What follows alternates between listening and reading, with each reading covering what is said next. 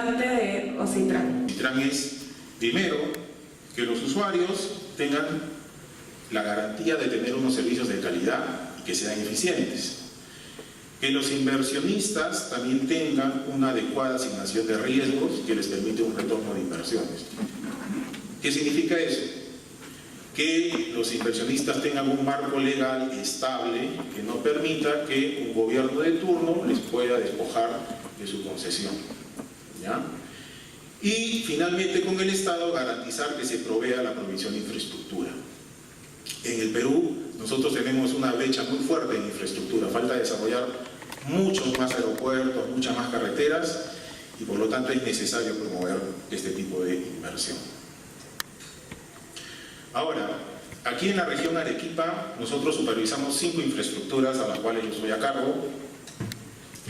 La primera es el terminal portuario de Matarani, en los cuales principalmente nos encargamos de supervisar 2 tipos de servicios: los regulados a la nave, que es principalmente con las líneas navieras y agentes marítimos, y los servicios regulados a la carga, que es con todo lo que son los exportadores e importadores que utilizan este tipo de infraestructura.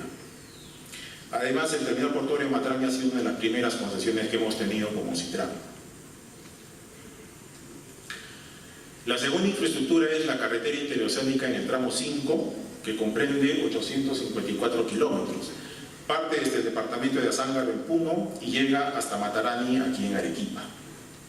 Si ustedes se fijan en la parte que dice servicios, esos servicios son obligaciones que tiene el concesionario, que es Covisur, de prestar a todos los usuarios, que son una central telefónica que funcione las 24 horas del día por si ustedes han tenido un accidente o un desperfecto mecánico. Postes de comunicación SOS, son unos postes azules que están al costado de la vía, que es un teléfono que ustedes apretan un botón y pueden conectarse con esa central de emergencia. Si ustedes viajan en su auto y sufren un desperfecto en ese trayecto de la carretera, pueden solicitar gratuitamente un servicio de remolque o grúa. Y también cuentan con un servicio higiénico gratuito en cada peaje. Esos son los servicios obligatorios que tiene esta infraestructura en esta carretera. El otro tramo vial que todavía no está completo es el que va de Quilca a La Concordia. Su concesionario es Covinca y tiene los mismos servicios que el anterior, solo que adicionalmente ellos dan un servicio de ambulancia. La otra infraestructura es el aeropuerto Rodríguez Bayón, el cual tiene muchos más servicios que dar. Les enumero rápidamente: salas de embarque iluminadas, sistemas de procesamiento de equipajes, ambientes de chequeo, carritos por equipajes, áreas públicas, letreros, sistemas de perifoneo, módulos de atención, servicios de atención médica, seguridad aeroportuaria, etc.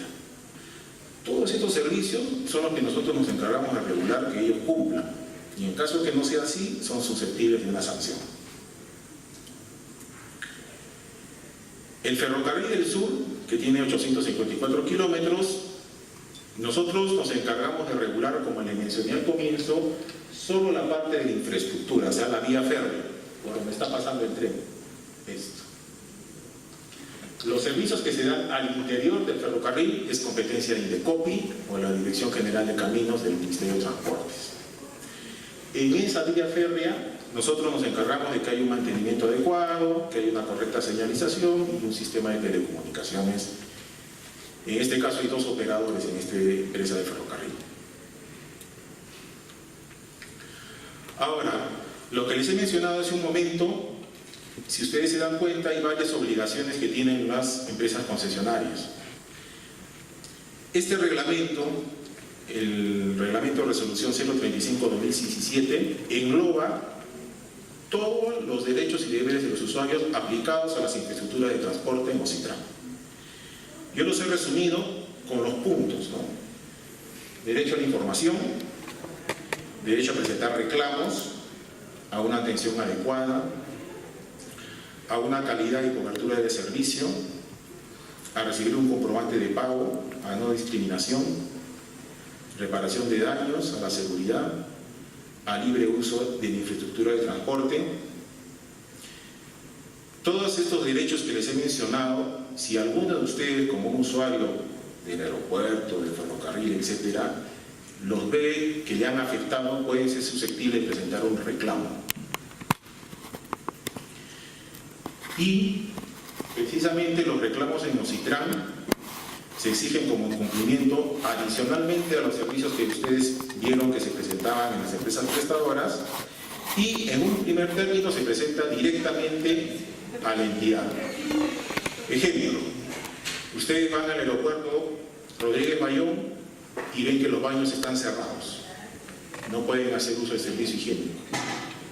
En ese momento ustedes pueden ir directamente a la administración del aeropuerto, presentar su reclamo, y si ustedes han sufrido algún daño que los perjudica, pueden solicitar un resarcimiento.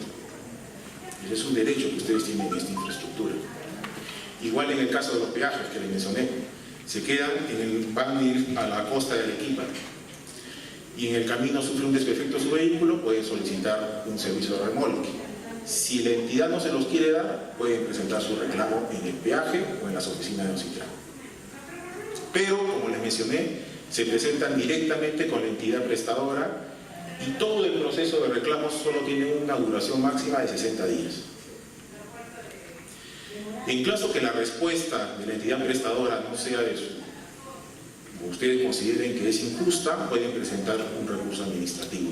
Y en ese caso nosotros directamente como Ocitran lo atendemos.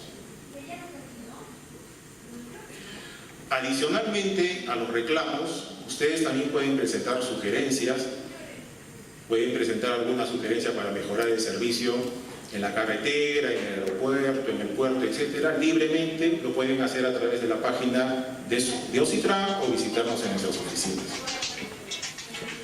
Adicionalmente, si ustedes también vieran algo que pueda afectar a la conectividad de una infraestructura, por ejemplo, una pista de aterrizaje que ustedes están observando que está en mal estado, pueden presentar una denuncia, las cuales también pueden ser anónimas.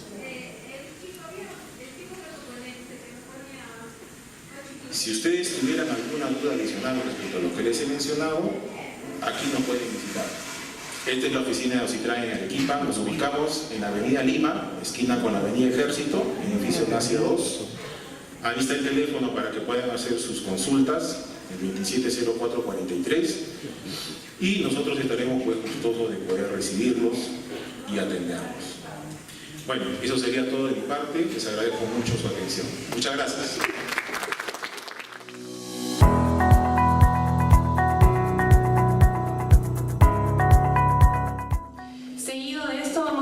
Al doctor Joel Martín Laguna Quispe. Él es especialista legal de la Oficina Regional de SUNAS Arequipa, abogado por la Universidad Católica de Santa María, egresado de la Maestría de Derecho Procesal y Administración de Justicia, con segunda especialidad en Derecho Procesal Constitucional y Derecho Administrativo por la misma Casa de Estudios. Concurso de especialización en Derecho Administrativo por la Pontificia Universidad Católica del Perú.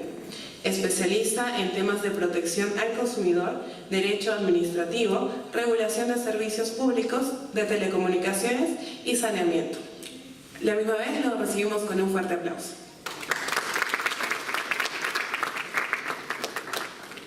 Corresponde agradecer al Colegio de Abogados de Arequipa y a los colegas de los organismos reguladores por el desarrollo de este evento. Ahora bien, la presentación de ahora corresponde a las funciones de la Superintendencia Nacional de Servicios de Saneamiento.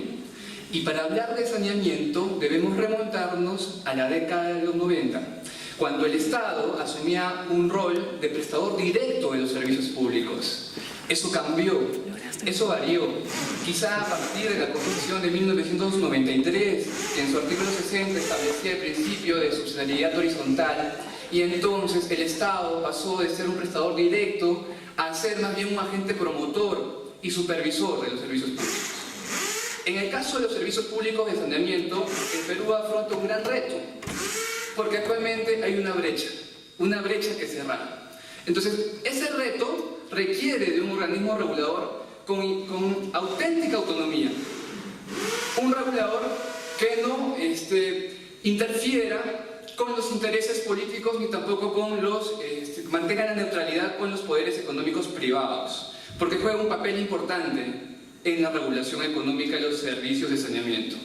Pero los servicios de saneamiento no solamente requieren de la presencia de un regulador, sino también requieren la participación activa de la sociedad a través de los gobiernos, del gobierno nacional, de los gobiernos regionales, locales, de las empresas prestadoras, ahora denominadas también operadores especializados, organizaciones comunales, ¿no?, que es en el ámbito rural. Entonces, la legislación y el marco normativo de los servicios de saneamiento se remontó a partir de 1994, con la creación en principio de la SUNAS. Luego de ello vino la Ley General de Servicios de Saneamiento. Luego de la Ley General de Servicios de Saneamiento, el Estado vio que todavía no podía cubrir esa brecha.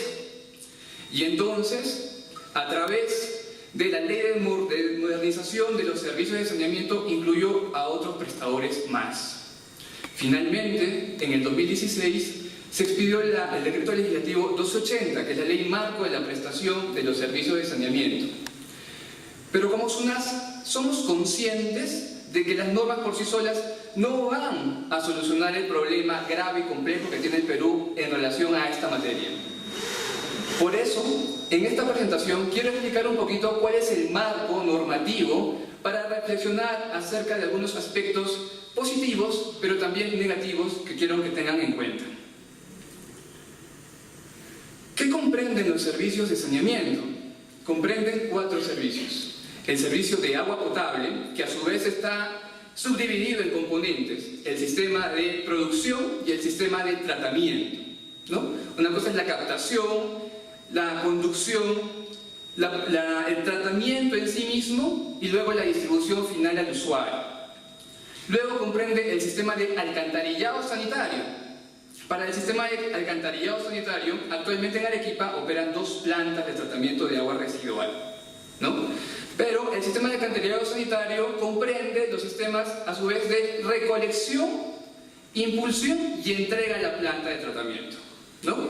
El tercer servicio de saneamiento es el tratamiento de aguas residuales para disposición final o reuso, ¿no?, donde se aplican procesos físico-químicos, biológicos, para retirar todos los elementos que causen toxicidad al agua residual y poderla disponer finalmente al río, o si no, reutilizarla, ¿no?, como para el riego de parques o jardines.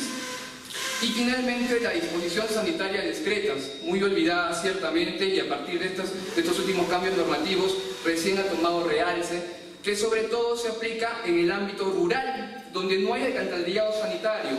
Y al no existir alcantarillado sanitario, muchas comunidades optan por tener pozos sépticos, silos, biodigestores, y eso también merece un tratamiento y un mantenimiento de esa infraestructura. ¿Pero qué hace la SUNAS, creada desde 1994? En principio la SUNAS tiene una función normativa, ¿no?, que es esta capacidad de poder dictar reglamentos, normas que regulen la prestación de los servicios de saneamiento en el ámbito nacional. Como principal norma sustantiva, por ejemplo, tenemos el reglamento de la calidad de la prestación de los servicios de saneamiento. Y como normas adjetivas tenemos el reglamento general de reclamos, el reglamento de supervisión, entre otras. Luego tenemos la función reguladora. Y quizá aquí es un punto álgido, porque muchas veces no se ha podido desarrollar de manera autónoma e independiente, ¿no?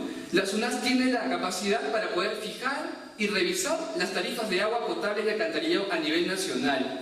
Recordemos que en el Perú existen 50 empresas prestadoras del servicio de saneamiento. Entonces, cada cierto tiempo es una obligación de la empresa prestadora presentar su actualización tarifaria, SUNAS revisarla y fijar finalmente la tarifa. Pero muchas veces en el camino hemos encontrado algunos obstáculos, como por ejemplo algunas intromisiones en los gobiernos regionales y locales, ¿no?, que quizá por algunos intereses políticos del momento pueden obstruir de alguna manera este rol de la SUNAS, ¿no?, como últimamente se ha visto en los últimos estudios tarifarios, quizá de Moquegua. Luego tenemos la función supervisora, que es esta capacidad que tiene la SUNAS para poder verificar el cumplimiento de las obligaciones técnicas, legales y contractuales, ¿no?, de las empresas prestadoras del servicio de saneamiento. Y ello va de la mano con la función sancionadora, porque justamente de esa verificación, si se detecta un incumplimiento, entonces se hace una fase instructora y luego una fase de decisión para poder imponer la sanción correspondiente. Sanción que en el caso de la SUNAS inicia con una amonestación y termina puede terminar con una multa que no supere las 450 UITs como máximo, ¿no? En el caso de la función de solución de controversias y reclamos, la SUNAS cuenta con el Tribunal Administrativo de Solución de Reclamos, el TRAS, ¿no? Que en promedio en el año resuelve una cantidad aproximada de 40.000 expedientes que provienen de apelaciones y quejas de todo el ámbito nacional, de aquellos conflictos o controversias surgidas entre los usuarios y las empresas prestadoras de los servicios. Les había comentado entonces que existe una norma sustantiva principal, que quizá en base a ella giren todos estos modelos de regulación, que es el reglamento de la calidad. Y aquí un poco lo he dividido y subdividido en componentes y en alguna estructura que quiero que me presten atención. En el primer componente tenemos la calidad en el acceso al servicio, ¿no? Que a su vez regula el procedimiento de acceso al servicio que tiene un usuario. Un usuario que desea acceder al servicio debe regirse por un procedimiento que impone derechos y obligaciones, ¿no? ¿Quién puede solicitar el acceso al servicio de saneamiento? Por ejemplo, en el Perú está reconocido que no solamente los propietarios del predio, sino también los poseedores, en aquellos predios, lógicamente, donde no se haya definido la propiedad cabalmente. Luego, la calidad en el acceso también regula el tema del contrato de prestación, cuáles son aquellas obligaciones emanadas de este contrato de suministro, donde la empresa prestadora se obliga a brindar un servicio en condiciones de calidad y a su vez recibir una contraprestación que vendría a denominarse la tarifa, ¿no? Luego tenemos la calidad de la prestación en sí misma, la calidad de la prestación propiamente dicha. ¿Y qué encontramos dentro de este componente? Pues 3 unidades: calidad del agua, calidad en la atención al usuario y calidad en la facturación, ¿no? Calidad del agua, que tiene a la SUNAS como un ente que monitorea que la calidad del agua potable y residual sea en condiciones de calidad. Y en caso detecte que este servicio no se cumple bajo los parámetros establecidos en el Decreto Supremo 031/2010, tiene la función de comunicar de inmediato a la autoridad sanitaria, ¿no? Que tiene la potestad sancionadora en temas de calidad. Además, la SUNAS supervisa las plantas de tratamiento de agua potable, que en Arequipa tenemos 2, ¿no? La Tomilla y Miguel de la Cuba Ibarra en el distrito de Caima, que produce casi el 90% del agua tratada que tenemos en Arequipa. Y también las plantas de tratamiento de agua residual, ¿no? Tenemos a la Escalerilla, tenemos a la Enlosada. Luego de ello tenemos la calidad en la atención al usuario. Y aquí sí quiero detenerme un poquito más y explicar un poco cuál es este componente que redunda quizá en los aspectos de atención de problemas que pueden ser de alcance general o problemas que pueden ser de alcance particular. Seguramente ustedes y yo somos usuarios del servicio de saneamiento, ¿no? Quizás la mayoría seamos usuarios de SEDAPAR, salvo que alguien vive en el ámbito rural. Pero si no, todos somos usuarios del servicio de saneamiento y estábamos con la empresa prestadora SEDAPAR. Entonces, si tenemos un problema con la empresa prestadora, podemos tener un problema general o un problema individual. Puede haber un aniego del desagüe en toda nuestra zona, en toda la cuadra, que afecta a todos los vecinos, o puede haber simplemente un atoro en mi caja, ¿no? en mi medidor. Entonces, de acuerdo a las consecuencias, al grado de afectación de la conexión, si es colectiva o individual, se define entonces si estamos ante un problema de carácter general o un problema de carácter particular. Y entonces hay una gran diferencia, pues, porque en el caso de la atención de problemas generales, el procedimiento es bien sencillo. Reportamos el problema de alcance general y si no recibimos atención, luego presentamos una denuncia administrativa a la SUNAS, que en el ejercicio de su función supervisora va a verificar si existe o no algún incumplimiento.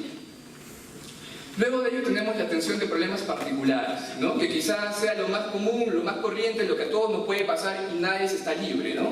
Puede pasar que mañana nos llegue un recibo de 1.000 soles o 2.000 soles. Eso nos puede pasar. No estamos exentos de eso. Y entonces, si pasa eso, entonces estamos ante un problema de alcance particular. Y este problema de alcance particular inicia siempre con un reclamo a la empresa prestadora del servicio, ¿no? Ante SEDAPAR. Eso va a conllevar la emisión de una resolución de primera instancia, ¿no? Puede ser fundada, infundada, improcedente, de acuerdo a las variables que se determinen en el caso concreto. Pero si nosotros no estamos de acuerdo, entonces podríamos impugnar justamente para que la segunda instancia, bajo la competencia del Tribunal Administrativo de Solución de Reclamos, el TRAS de la SUNAS, pueda resolverlo. Muchas veces confundimos Y un problema general lo queremos llevar al TRAS, y un problema que tiene competencia del TRAS lo queremos llevar a supervisión. Y eso genera muchas veces distorsiones, ¿no? Y nosotros como abogados tenemos que saber en todo caso distinguir cuándo tenemos que presentar una denuncia administrativa y cuándo tenemos que presentar un reclamo. Los plazos son distintos, los órganos competentes son distintos, ¿no? Entonces eso tendríamos que un poco definir. Problemas de alcance general, reportamos el problema y luego denuncia administrativa ante la Gerencia de Supervisión y Fiscalización de las UNACS. Problemas de alcance particular, presentamos nuestro reclamo ante la empresa prestadora y luego podemos presentar nuestro recurso impugnativo, que puede ser reconsideración o apelación, ante el Tribunal Administrativo de Solución de Reclamos de las UNACS. Listo. Entonces ahora hablaremos de la calidad de la facturación, ¿no? Eso sí es un tema sensible, porque hablamos de facturación. ¿Cuánto nos cobra? ¿Cuánto nos vale el servicio? Y para hablar de facturación tendríamos que analizar dos cosas principales. ¿Cuánto es nuestro consumo y cuánto es nuestra tarifa? ¿No? Porque nuestro consumo y nuestra tarifa va a determinar cuánto es el importe que tenemos que pagar. Y ahí sí quiero también detenerme. Para hablar de tarifa, tengo que hablar de unidades de uso. Y para entender qué es una unidad de uso, les tendría que decir que una unidad de uso es aquel uso que le damos al servicio de agua potable y en función al cual nos cobra una determinada tarifa.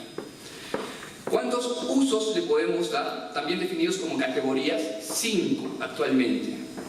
En el caso de Arequipa, categoría social, categoría doméstica, categoría comercial y otros, categoría industrial y finalmente categoría estatal, ¿no? Social, lógicamente, para aquellas conexiones que desarrollan programas de servicio social, ayuda humanitaria, llámese vasos de leche, clubes de madre, albergues, o también algunos servicios que están abastecidos mediante un servicio común, por ejemplo, las piletas públicas, ¿no? Donde no llega la red de SEDAPAD y hay una asociación formada ahí, yo puedo pedir una pileta, una sola pileta que abastece a quizá 250 personas, 500 personas, una pileta pública. Eso es una categoría social. Tenemos la categoría doméstica, que es lo que todos nosotros tenemos en casa. El uso es de vivienda, habitación, lógicamente. Tenemos una categoría comercial, y aquí sí se ha hecho un cambio en la estructura tarifaria, porque antes había comercial 1 y comercial 2, dependiendo del giro del negocio, dependiendo del tamaño de la empresa, pero ahora se ha unificado. Pequeño, mediano, grande, están bajo la categoría comercial, que es aquella donde se comercializan bienes y se prestan servicios, ¿no? Pero también ha habido un cambio en el sentido de que se han incluido a otros factores, como por ejemplo el tema de las instituciones civiles sin fines de lucro, ¿no? Un ejemplo clásico son las iglesias, ¿no? Antes las iglesias estaban dentro de la categoría social, ¿no? Ahora son comercial y otros. Se ha decidido que se estructure bajo ese ramo. Luego tenemos la categoría industrial, que como su propio nombre lo dice, son transformaciones de materiales, algunas industrias que se desarrollan en la ciudad, y también las actividades de construcción. Entonces, una categoría doméstico, vivienda, habitación, primer piso, una casa. Decido construir mi segundo piso, el uso que le voy a dar al servicio ya no va a ser exclusivamente para vivienda, habitación, ¿no? Voy a construir y por lo tanto voy a utilizar el agua para la construcción del segundo piso, ¿no? En este ejemplo. Entonces, voy a utilizar un uso mixto, doméstico más industrial, ¿no? Muchas veces ocurre que nos cambian toda la tarifa a industrial, cuando en realidad estamos dando un uso mixto todavía en el servicio. Y finalmente la categoría estatal, que es aquellas conexiones donde funcionan los órganos y organismos del Estado. Esta es la estructura tarifaria vigente para la ciudad de Arequipa. Y es necesario que la conozcan. Como habíamos comentado, hay 5 categorías y la tarifa nos cobra de acuerdo a cada categoría. Tenemos tarifas que son escalonadas y tenemos tarifas que son fijas, ¿no? En el caso de la categoría social, por ejemplo, es una tarifa fija. Cada metro cúbico tiene un determinado valor, ¿no? Y acá quisiera detenerme un poquito. ¿Saben ustedes cuánta capacidad en litros tiene un metro cúbico? ¿Cuánto es un metro cúbico en litros? Si yo quisiera convertir en litros, ¿cuánto es un metro cúbico? Porque la tarifa nos cobra por cada metro cúbico, entonces deberíamos siquiera poder saber convertir ese metro cúbico en litros. Si no lo sabemos, ahora podemos conocerlo. Es 1000 litros. Cada metro cúbico son 1000 litros de agua. Entonces, lo que se dice es que en la categoría social, cada metro cúbico tiene un valor aproximado sin GB de 71 céntimos aproximadamente. 1000 litros de agua, ¿no? No estamos hablando del agua que podemos comprar embotellada, que nos cuesta un sol, medio litro, ¿no? Estamos hablando de 1000 litros de agua que tiene ese costo, 71 centavos.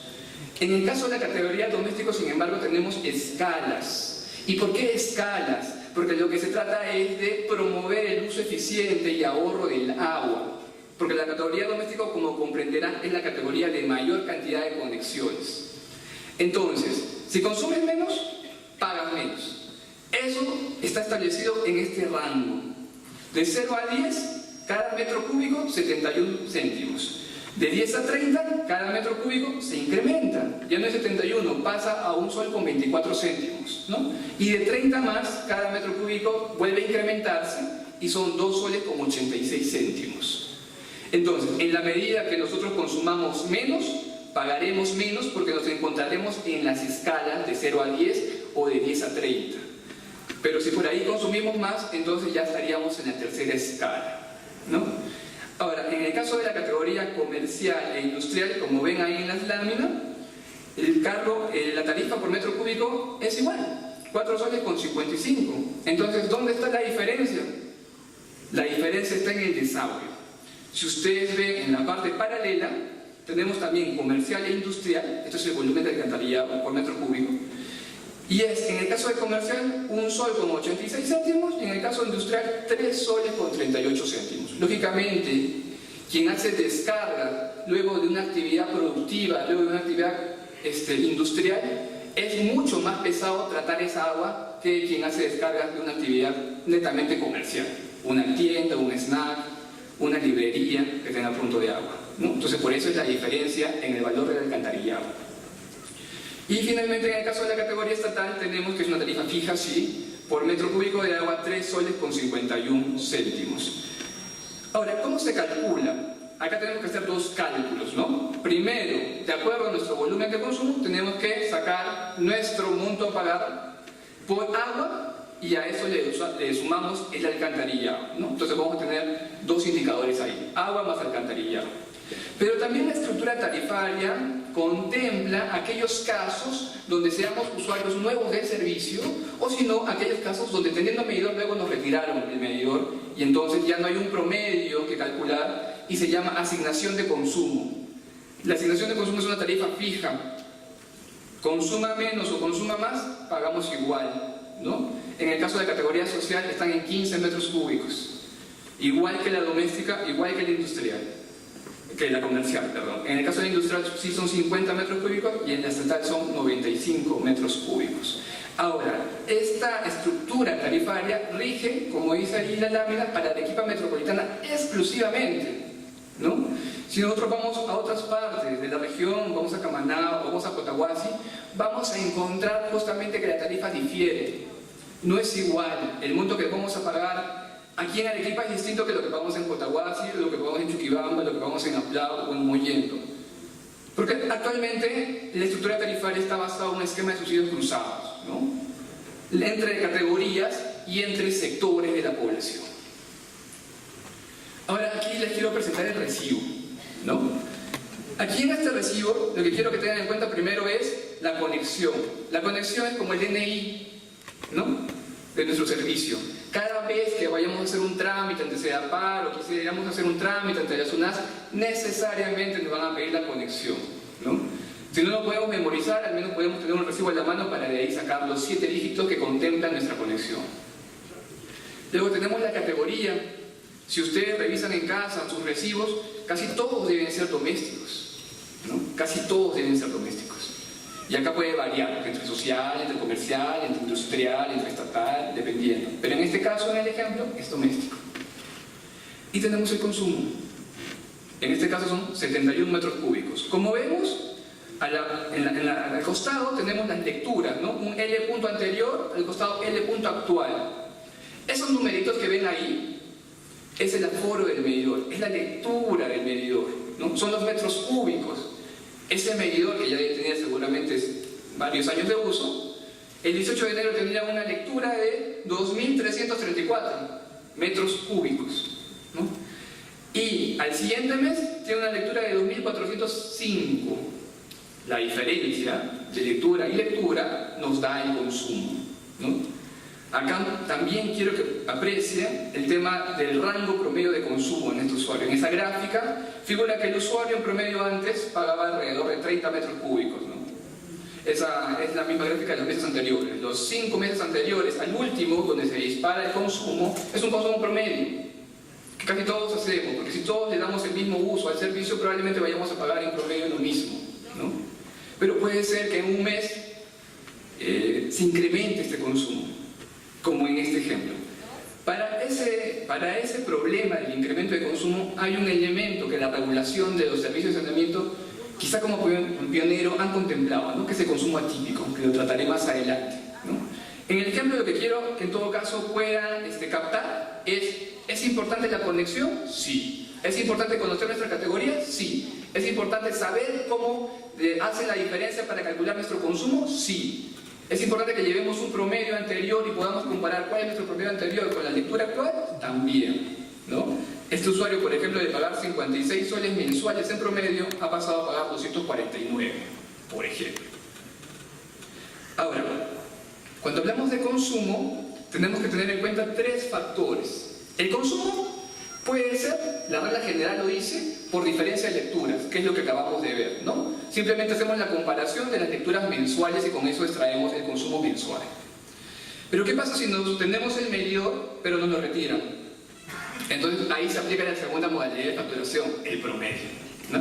Si yo tenía un promedio con lecturas de un pago de 30 soles mensuales, me retiran el medidor, va el lector, desea pagar y no encuentro el medidor en casa, lo que me va a aplicar es un promedio. Y ese promedio van a ser los 30 soles mensuales que yo solía cancelar, ¿no? Ese es mi promedio. Y finalmente tenemos la asignación de consumo que, como habíamos tratado, es la tarifa fija, ¿no? 15 metros, doméstico, comercial y social, 50 metros en la categoría industrial y 95 metros en la categoría estatal. Ahora, en el caso de los reclamos que se presentan ante la SUNAS, casi el 80% de los reclamos se presentan por el primer factor, las lecturas del medidor, el consumo medido. Y el segundo porcentaje más alto de reclamos es el segundo factor, en los promedios históricos, ¿no? No se sabe calcular adecuadamente el promedio y eso representa, digamos, un promedio que no me corresponde y luego lo tengo que reclamar para que se calcule adecuadamente. Pero en el caso del primer factor de la diferencia de lecturas, como habíamos visto en nuestro recibo, de 56 soles a 249 soles, ¿qué podemos hacer? O más bien, ¿qué ha hecho la SUNAS al respecto? La SUNAS ha contemplado una figura dentro de su regulación que se denomina la figura de consumo atípico. Aquel consumo exacerbado, elevado, sumamente alto, con el cual casi nunca hemos podido afrontarlo antes. Es un consumo netamente inusual. Este consumo atípico se configura cuando nuestra diferencia de lecturas supera en más del 100% del promedio, ¿no? El consumo tiene que ser en más del doble del promedio. Si yo tengo un promedio de consumo de 30 metros cúbicos, para que se considere atípico entonces tendrá que ser 61, ¿no? A partir de 61 en adelante ya estaré como un atípico. Y el segundo factor es de que esta diferencia de lecturas atípica tiene que ser igual o mayor a las asignaciones de consumo. Habíamos visto que, por ejemplo, para la categoría doméstico, las asignaciones de consumo son 15 metros cúbicos. 15 metros cúbicos por 2, 30 metros cúbicos, ¿no? Entonces tendrían que ser 31 metros cúbicos para estar encontrándose dentro de un consumo atípico.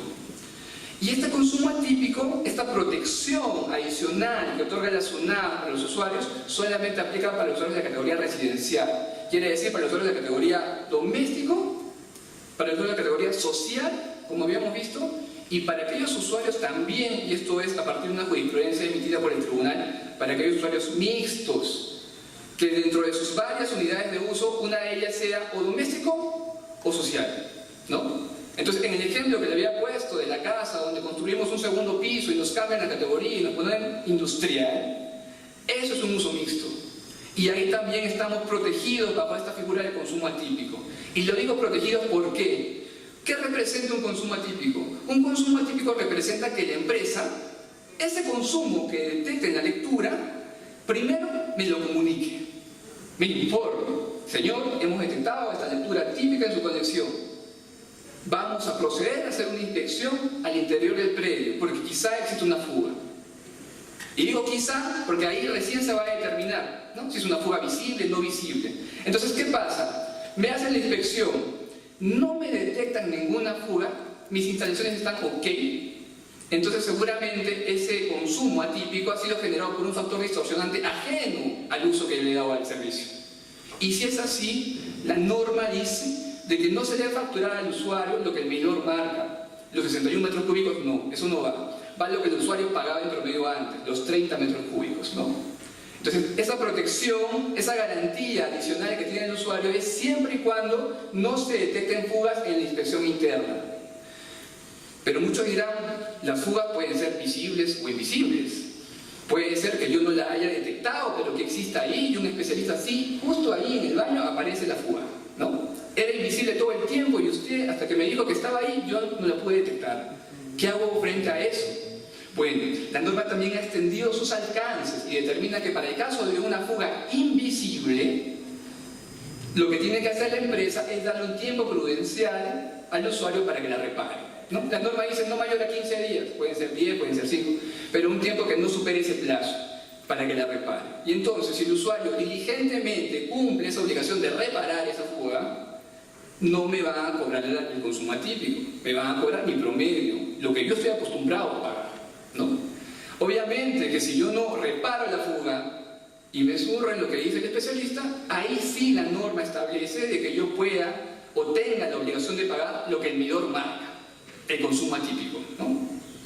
Lógicamente también que puede haber una fuga visible, ¿no? Se hace una inspección y se detecta una fuga visible, ¿no? Toda la pared está filtrada con agua, el usuario no hizo nada por repararla, entonces ahí ya no le doy plazo prudencial, porque ahí sí es negligencia del usuario no haber reparado sus instalaciones sanitarias, de la cual es responsable, las internas, ¿no? Entonces yo le cobro el consumo que aparece en mi medidor. Resumiendo un poquito las cosas, el procedimiento de control de consumos atípicos entonces pasa primero porque nosotros podamos ver nuestro recibo y podamos determinar si nos encontramos o no ante la presencia de un consumo atípico, ¿no? Recordemos, mayor del doble de nuestro promedio, mayor de 2 asignaciones de consumo, si somos domésticos, 15, mayor a 15, ¿no? El doble, 30. Y además, cuando se detecta, lo que la empresa tiene que hacer es una relectura, ¿no? Puede ser que el lector haya cometido un error material, un error humano y nos haya puesto en vez de 100, 200. Y ahí está, pues, ahí está el consumo atípico. No se trata de fuga, se trata simplemente de un error humano. Entonces, lo que la empresa tiene que disponer es una relectura, ¿no? Acudir nuevamente al medidor por otro personal y tomar la lectura. Si la lectura era correcta, entonces ahí recién tiene que pasar a hacer las inspecciones. Pero si la lectura era incorrecta, no le va a quedar más remedio a la empresa que refacturar el consumo de acuerdo a la lectura real de la conexión, ¿no? Entonces vemos el tema de las inspecciones, que pueden ser externas y también internas. Lógicamente que la interna va a requerir siempre de la autorización, del permiso de la persona que ocupe el predio, ¿no? La empresa no puede entrar sin la autorización de su dueño. Pero entonces, si en esa inspección, como habíamos visto, no hay fugas, la EPS facturará de manera excepcional el promedio. Si hay fugas, vamos a tener que diferenciar, ¿son visibles o no? ¿No? Si son visibles, no queda más remedio que pagar, porque hemos sido negligentes ciertamente, ¿no? Y si son invisibles, son no visibles, como dice la lámina, entonces ahí le vamos a dar una segunda oportunidad, ¿no? Un plazo para que el usuario repare. Si la repara, enhorabuena, se le cobrará su promedio. Y si no la repara, entonces se le cobrará lo que dice y lo que marca el medidor, ¿no? Luego tenemos ya la emisión del recibo. Ojo, y esto sí es un tema de recurrente consulta en la oficina de SUNAS. Este procedimiento tiene que ser ex ante. No puede ser después que llegó el recibo, no puede ser ex post. No, porque si no ya no tiene razón de ser. Porque ex post haría un reclamo y en el reclamo sería una inspección. Entonces no tiene sentido. Tiene que ser ex ante, ¿no? Entonces ese recibo que iba a ser emitido con un consumo atípico, que seguramente me va a tomar un tiempo hacer la relectura, hacer la inspección, darle un tiempo al usuario para que repare la fuga invisible, tiene que ser suspendido en su emisión, ¿no? Tiene que ser suspendido en su emisión. Una vez que termine nuestro procedimiento de control, yo recién emitiré el recibo, con el consumo atípico o con el promedio del usuario, dependiendo de cada caso. Pero no puede ser que muchas veces no se hace el procedimiento y entonces cuando esto llega en etapa de apelación al tribunal, tiene que analizar finalmente si se cumplió o no se cumplió con el procedimiento de control de consumos atípicos, ¿no? Bueno, si hemos entendido un poco cómo funciona la determinación de nuestro consumo y cómo funciona la tarifa que debemos pagar en relación al consumo, entonces la misión de mi presentación se habrá cumplido. Muchas gracias a todos por su atención.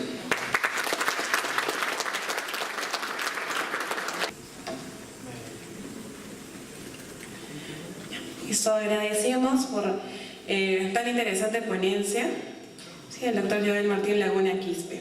Sí, bueno, ahora vamos a pasar a la etapa de las preguntas de estas dos ponencias anteriores. Entonces, pedimos por favor la intervención, levantando la mano ordenadamente, si alguien tiene alguna pregunta. Para los expositores, su teoría es muy interesante, pero es teoría. Por eso que yo le voy a hacer dos preguntas que son prácticas, en realidad. Primero le voy a preguntar al economista de Ocitrán, ¿a qué organismo o ministerio están adscritos ustedes y quién lo elige como representante de Ocitrán acá en Arequipa? 1, 2. ¿Qué papel cumple Ocitrán en el puente de Chilina que cada rato se paran suicidando? ¿Qué papel cumple Ocitrán con la carretera Arequipa-La Joya que está trunca? Y eso usted lo debe saber perfectamente. Está manoseada totalmente y no lo culmina. Y finalmente, ¿qué papel cumple Ocitrán con la variante de Chumay? Nuestra gobernadora se ha ido y sin embargo ha terminado su periodo y ahí está la obra. Trunca. ¿Qué papel cumple Ocitrán? Eso es para usted. Ahora, para el señor de las UNAS. El agua que consume Arequipa no es óptima. Yo pertenezco a un centro de investigación donde tenemos los estudios donde comprobamos que el agua que consume Arequipa no tiene calidad óptima. Tenemos los estudios, hemos pedido cita al gerente de CEDAPAR, al señor Juan Carlos Córdoba, pero a él no le importa. Es un irresponsable. ¿Ya? Hemos ido a la Defensoría del Pueblo para que interceda, pero veo de que no cumple su función, pues. Se le paga, pero no cumple. Entonces, mi pregunta es, si usted está dispuesto a interceder como órgano regulador y supervisor para tener una entrevista con el gerente de CEDAPAR y demostrarle que el agua que consume Arequipa no es óptima. Este es punto 1. Punto 2. El agua residual que consume Cerro Verde no paga un céntimo. Quisiera saber qué papel cumplen las UNAS para que Sociedad Minera Cerro Verde pague el agua que está consumiendo para su planta de ampliación que tiene acá en Arequipa. A mí me hubiese gustado que esté presente el señor de la OEFA para demostrarle la contaminación que está sufriendo Arequipa producto de la mina Cerro Verde. Muchas gracias.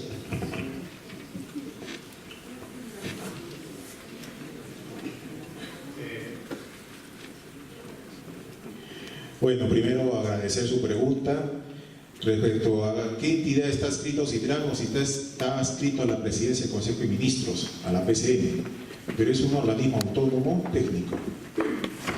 Respecto al personal de Ocitrán, todo el personal de Ocitrán es por concurso público, usted puede revisar la página web de Ocitrán.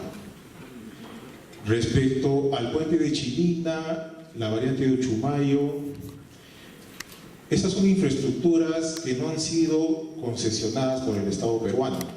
Son infraestructuras que han sido trabajadas por el Gobierno Regional de Arequipa o por la Municipalidad Provincial en coordinación con el MTC. Nosotros no tenemos competencia en ninguna infraestructura que sea desarrollada por gobiernos locales, en este caso el provincial o el gobierno regional, salvo que expresamente el gobierno lo solicite, lo cual no se ha dado. Entonces nosotros no tendríamos una competencia directa. Lo que sí podríamos hacer es asesorar y recomendar. Justamente el objetivo que esta oficina se encuentra actualmente en Arequipa es para poder ser un apoyo a los gobiernos locales en el desarrollo de infraestructuras de este tipo de transportes. No sé si ha quedado claro. Listo, muchas gracias.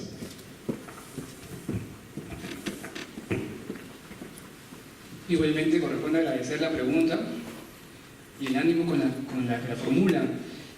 La calidad del agua potable en principio está regulada en un decreto supremo, ¿no?, que es el 031/2010, que es el reglamento de la calidad del agua potable para consumo humano. Esta norma establece como autoridad rectora al Ministerio de Salud a través de la autoridad de salud correspondiente a nivel regional, en este caso vendría a ser la IRESA. La IRESA es quien tiene potestades fiscalizadoras y sancionadoras respecto de la calidad, ¿no? Es importante poder esclarecer ello. Ahora bien, como regulador lo que tiene la SUNAS es la labor de monitoreo. Entonces, ¿en qué consiste? Porque muchas veces no es entendida, ¿no?, la labor de monitoreo. Porque como organismo regulador siempre tiene que actuar en el marco de lo que las competencias legales le permiten. Entonces, en ese caso, lo que hace la SUNAS es monitorear la calidad del agua cuando hace la evaluación de las plantas de tratamiento. Cada cierto año hay metas de gestión que evalúan, ¿no? Entonces, evalúa la planta de tratamiento 1, 2, 3, evalúa los manantiales. Y ahí hace una labor también de monitoreo de calidad, ¿no? Debemos entender que la evaluación de plantas de tratamiento está compuesto por los sistemas que tienen trabajando estas plantas, ¿no? Son diversos sistemas, ¿no? Floculación, mezcla rápida, lenta, todos ellos. Luego de ello, esta labor de monitoreo implica entonces determinar a través de un análisis cuál es la calidad, ¿no?, que tienen a la salida de las plantas, al llegar a las redes. Y cuando esta calidad no cumple con los parámetros de control establecidos en el Decreto Supremo, lo que tiene que hacer la SUNAS es comunicar a la autoridad sanitaria, ¿no?, para que en el ejercicio de sus competencias pueda fiscalizar y eventualmente sancionar, ¿no? Como no sé si tendrá conocimiento, pero uno de estos casos ha llegado de la provincia de Islay, ¿no? Unos casos donde la SUNAS encontró ahí algunos elementos y tuvo que comunicar porque así lo dice la norma. Ahora bien, respecto de la planta de tratamiento de agua residuales, la enlosada, que seguramente hace referencia con el tema del Cerro Verde, justamente esta planta tiene una normativa especial que permite un convenio de administración por un determinado tiempo. Ahora, lo que hace la SUNAS en la determinación de sus tarifas es agua y alcantarillado, ¿no? Alcantarillado, entendámoslo como recolección, impulsión y conducción hasta el punto de entrega antes de la planta, ¿no? Pero no llega al tema de establecer una tarifa por agua residual. Entonces no se establece una tarifa de esa naturaleza. Finalmente, no quiero terminar sin antes mencionar que cualquier elemento, cualquier información que usted pueda acopiar respecto de las labores como parte de su investigación que ha hecho en relación a la calidad del agua, claro que sí pueden ser tratadas ante la oficina regional. Para eso tenemos un equipo de especialistas encargados de eso, ¿no?, compuesto por biólogos, ingenieros químicos, que pueden de alguna manera canalizar esta información que usted tiene, no solamente ante la empresa prestadora y conseguir la reunión que usted persigue, sino también ante la autoridad sanitaria que tiene el ejercicio de sus competencias, fiscalizar y sancionar ese tema. Muchas gracias. Listo, muchas gracias por la intervención. ¿Alguna otra pregunta?